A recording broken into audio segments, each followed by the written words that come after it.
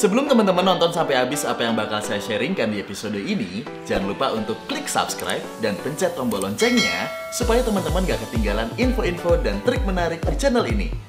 Jangan lupa untuk share juga channel ini ya, supaya makin banyak yang tahu profesi voice over dan trik belajarnya. Terima kasih, selamat belajar! Belajar VO, belajar VO, belajar VO, belajar VO, belajar VO bareng Bimo. Belajar VO bareng Bimo. Oke, kamera good. Yes, hai. Apa kabar teman-teman semuanya? Wah, kita udah lama gak ketemu ya. Ada kali 1 bulan lebih lah, lebih ya 2 bulan atau 3 bulan gitu. Akhirnya kita ketemu lagi di channel YouTube yang ngebahas seputar dunia voiceover dan juga suli suara di Belajar VO bareng Bimo. Akhirnya ngonten lagi di YouTube setelah didonder sama banyak orang. Ayo dong di YouTube-nya diterusin dong. But anyway, ini mungkin nanti ke depannya teman-teman akan ngelihat layout seperti ini di channel YouTube Belajar VO, karena akhirnya saya punya ruangan bermain juga di rumah untuk take podcast, untuk rekam-rekam suara, untuk ngolah-ngolah suara, untuk latihan dan lain-lain. Jadi kalau teman-teman sempat ngelihat channel podcast saya di YouTube, di Podcast Malam Kliwon, seperti ini juga setupnya. Aduh, akhirnya kita ngonten lagi di YouTube. Semoga bermanfaat ya teman-teman ya. Kita santai aja lah, fun, yang penting bisa saling sharing-sharing. Juga iklan-iklan saya belum diupdate tuh, yang iklan Bimo suara berat, iklan Bimo suara ringan itu udah agak lama justru yang update-update di Instagram. It's okay tapi ya. Jadi di channel YouTube Belajar VO ini nantinya saya juga akan ngupload konten-konten yang sudah saya upload di Instagram seperti bermain VO. Alasannya kenapa? Tadi juga udah saya bilang karena ada beberapa teman-teman yang gak bermain Instagram atau belum bikin Instagram. Jadi nanti saya upload ulang di YouTube. Jadi teman-teman bisa bermain sambil belajar lagi. Ada beberapa teknik VO yang kita coba pakai di bermain VO. Ya memang bermain VO itu ya kita bermain VO, bermain teknik-teknik voiceover gitu. Oke? Dan juga ada beberapa konten yang nanti akan saya upload juga di YouTube supaya teman-teman ada challenge-nya juga, atau ya mungkin bisa cover seperti itu. Intinya kita sama-sama sharing lah ya. Alright, kita mulai di episode kali ini untuk jawab pertanyaan teman-teman yang sudah saya lempar di Instagram. Gak bisa saya jawab semuanya, cuman nanti di next episode kita selipin untuk Q&A seperti ini. Kita mulai aja lah kali ya untuk pertanyaan yang pertama. Nah ini nih pertanyaan sebenarnya sering banget dan banyak banget ditanyain. Ini kita rangkum jadi satu aja ya, tuh kan banyak pertanyaannya. Jadi intinya tuh gimana sih saya tuh bisa terjun di dunia voice talent ini, dari tahun berapa, bagaimana awalnya, bagaimana karirnya awalnya, gitu-gitulah ya. Oke, saya ceritain. Mungkin teman-teman juga ada beberapa yang sudah subscribe di channel YouTube ini atau udah sering ngikutin saya tuh udah tahu background saya bagaimana bisa terjun di dunia voice talent. Awalnya saya itu dicemplungin sama ayah saya, yang mana ayah saya itu adalah seorang dubber untuk sandiwara radio. Lalu ada dulu tuh terkenal banget ya sandiwara radio. Mungkin kalau sekarang podcast. Lalu iklan-iklan buat radio gitu di era-era tahun 80 sampai 90-an. Dimana ayah saya itu punya teman-teman atau sahabat-sahabat yang sering berlatih voice acting itu di Sanggar Prativi.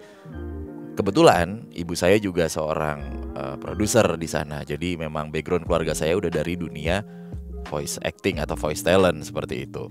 Nah kemudian sejak umur, gak mau nyebut umur sejak tahun 93 saya tuh udah diajak sama ayah saya untuk ngeliat ketika ayah saya itu latihan bersama teman-temannya. Ada nama-nama besar seperti Ferry Fadli, Lukman Tambose, Asdi, lalu Tante Maria Untu. Pintu teater 1 telah dibuka, itu adalah sahabat-sahabat ayah saya. Dan yang lain-lain, ada Om Abud juga waktu itu. Jadi mereka luar biasa sekali ya, talent-talent itu. Mereka juga mentor-mentor saya boleh dibilang. Kita latihan suara di sana dan judul-judul seperti Tutur Tinular, Saur Sepuh. Mungkin teman-teman yang penikmat sandiwara radio waktu itu tahu ya judul-judul seperti itu. Nah, secara profesional saya itu berarti mulai berkarir di tahun 96. Karena itu adalah job pertama saya yang dibayar seperti itu. Di tahun 96 waktu itu ada iklan minyak telon kalau nggak salah. Nah itu, dan saya lebih banyak untuk jadi dubber sebenarnya, atau ngisi-ngisi kartun-kartun Disney Channel waktu itu. Dimana ayah saya waktu itu kebagian peran jadi seorang Goofy. Tahu ya Goofy? Kok seorang? Goofy kok seorang? Bukan, Goofy lah pokoknya ya. Tapi ya ke. Nah itu ayah saya. Nah sampai di tahun 2000 akhirnya saya memutuskan untuk oke lah, saya fokus buat iklan-iklan aja. Jadilah saya seorang voice over talent gitu. Nah di Indonesia pengertian dubber itu adalah orang-orang yang mengisi suara untuk film-film, entah kartun, layar lebar, lalu film-film sinetron gitu-gitu ya. Dan voice over talent adalah orang-orang yang mengisi suara untuk iklan komersil, live event, atau program-program TV. Jadi seperti itulah. Dan sampai sekarang saya menggeluti dunia voice talent. Karena yang MC ya siaran radio juga pernah. Saya seorang podcaster sekarang dan lain-lain. Waktu itu saya juga sempat jadi seorang host di TV gitu. Jadi seperti itu backgroundnya teman-teman. Oke, kita lanjut ya. Pertanyaan kedua. Ini dari Adia Maulana. Mas Bim, bagaimana cara menemukan karakter khas suara kita? Nah, karakter khas suara kita adalah sebenarnya itu saat kita lagi ngobrol sama orang, tanpa dibagus-bagusin, tanpa dijelek-jelekin, senatural mungkin gitu. Nah, itu adalah karakter khas suara kita. Jadi kalau kita lagi ngobrol sama orang kan nggak dibagus-bagusin kan, kayak yang hai kamu, bagaimana kabarmu hari ini? Sehat kan? Kan nggak mungkin kayak gitu. Apa kabar lo? Sehat hari ini? Nah itu karakter sebenarnya kita. Makanya produser-produser di Audio Post biasanya itu minta sampel VO yang berbentuk dialog supaya tahu karakter asli suara kita seperti apa, tanpa dibagus-bagusin, diberat-beratin kayak gitu. Next, ini dari Oki Dewa. Kak, gimana belajar VO untuk pemula? Apa sajakah yang harus dipelajari dari yang paling dasar? Pakai paling tuh. Yang paling dasar adalah kita perbanyak referensi intonasi dan juga referensi profesi-profesi saat berbicara itu seperti apa. Misalnya ya, saat dokter ke pasien itu yang common seperti apa. Lalu wartawan itu seperti apa.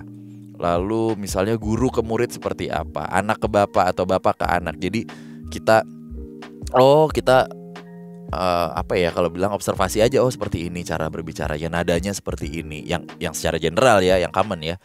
Lalu kalau misalnya mau tahu nada-nada promo atau intonasi-intonasi promo, lalu ada intonasi monolog dan lain-lain, itu teman-teman bisa ngeliat di video-video yang ada di YouTube. Itu juga bisa jadi referensi intonasi kayak gitu. Karena kita nggak bakalan tahu nih kita dapat peran apa saat kita take VO. Karena kan skrip itu sangat konfidensial ya. Biasanya dikasihnya tuh di hari H.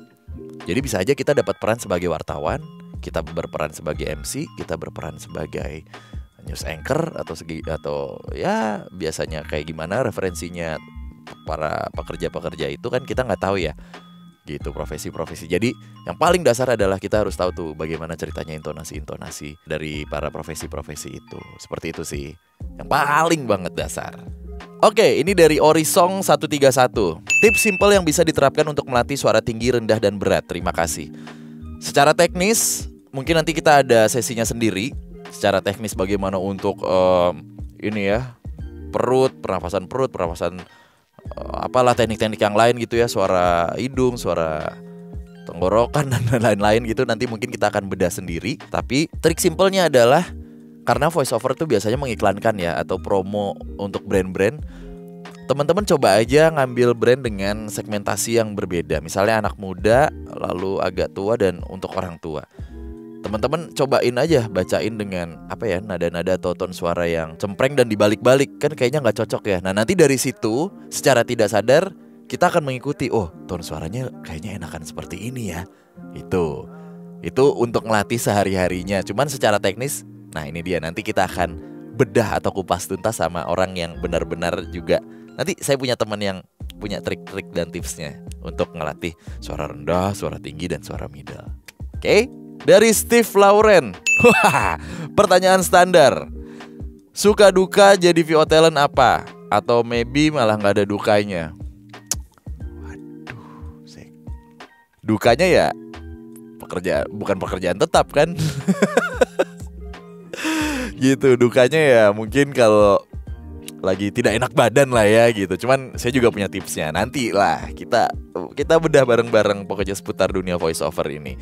Karena saya juga sudah punya video bersama salah satu seorang dokter gigi, di mana ternyata ada beberapa faktor kalau misalnya kita itu merapihkan susunan gigi dan lain-lain, itu bisa berpengaruh ke faktor suara. Nanti saya akan upload juga video sama dokter gigi pribadi saya itu ya. Kalau sukanya ya jelas lah ya, teman-teman freelance juga merasakan mungkin kalau lagi ada job banyak nggak usah kerja sebulan juga udah cukup mungkin gitu kan.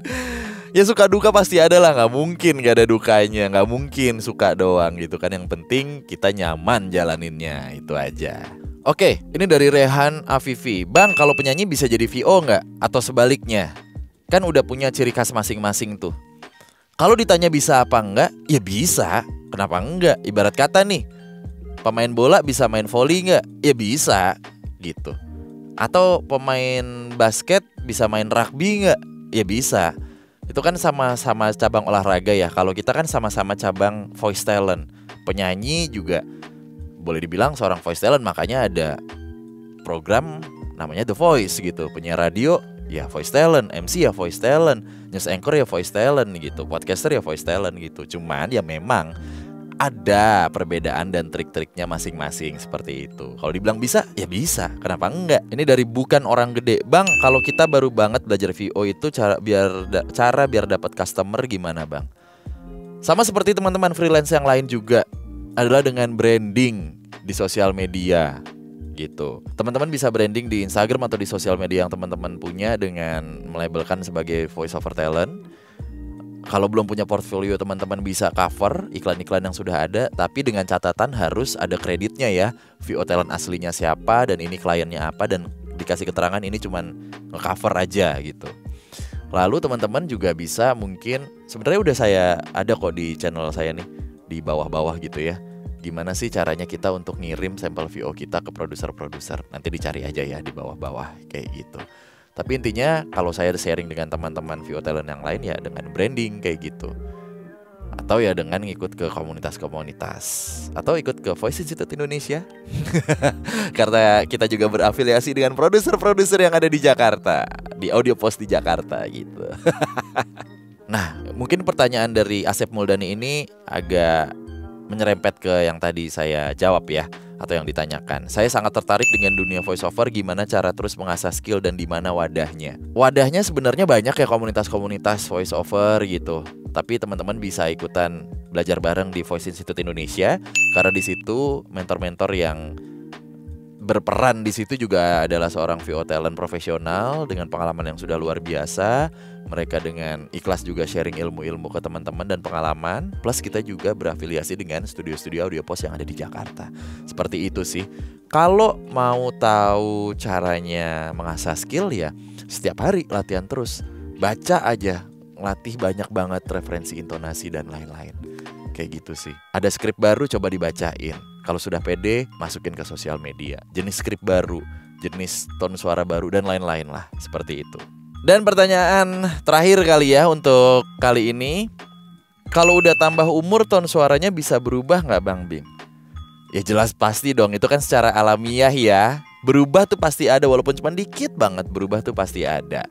Tapi sebenarnya yang selalu saya bilang, modal seorang VO talent tuh sebenarnya bukan suara yang bagus, tapi kecepatan kita menerima brief dan ketepatan kita untuk menggunakan teknik-teknik VO gitu. Jadi kalaupun kita punya suara bagus, tiba-tiba kita dapat brief dari klien dan kita tidak bisa merepresentasikan brief itu dengan baik dan benar, ya berarti kan sayang ya suara bagusnya kayak gitu. Mental juga pengaruh sebenarnya.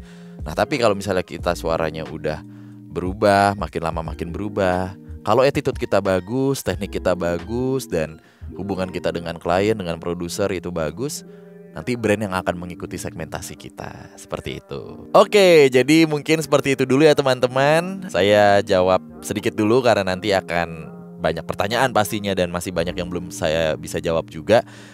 Tapi intinya channel YouTube Belajar VO akan lebih sering upload lagi. Doakan saya bisa rajin ngupload.